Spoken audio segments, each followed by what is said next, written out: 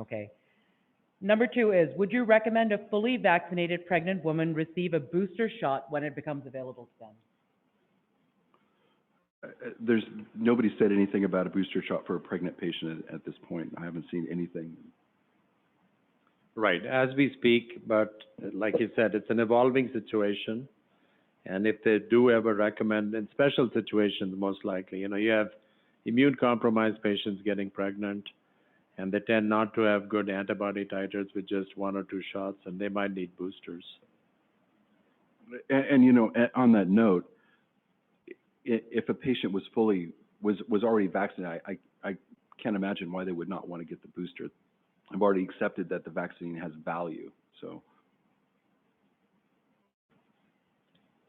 All right, if I have no questions regarding this, I'm going to move on. I'm going to combine 3 and 4.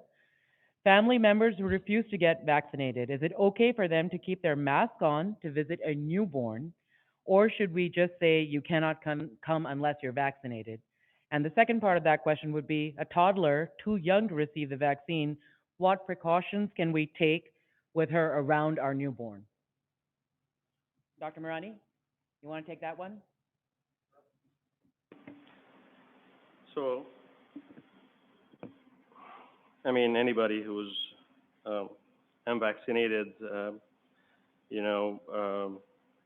preferably when it comes to contact with babies, even with the vaccinated people, and just, have general precaution in terms of hand washing. And if there's symptomatic, then the mask wearing is appropriate, or not even getting closer to the baby.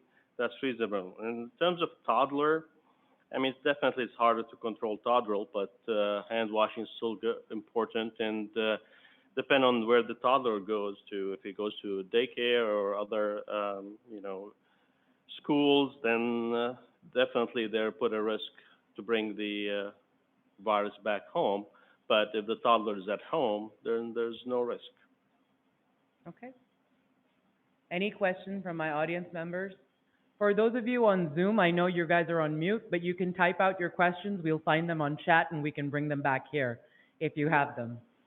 I'd like to also add, the Tdap vaccine that the grandparents have to take before they can go see their grandchildren, because that's a contagious disease that they can spread to them. Similarly, the COVID vaccine, should be, and I think a lot of hospitals mandate it before you can go and see the newborns. But even at home, I would strongly urge grandparents to be vaccinated before they come in contact with the newborn. And as Dr. Mourani said, if a toddler is at home and is unlikely to pick up the disease from anybody else, then you're okay. But if they go to daycare, then they need to be separated from the newborn, because their immune systems are just so weak for the first 6 weeks or so. Okay.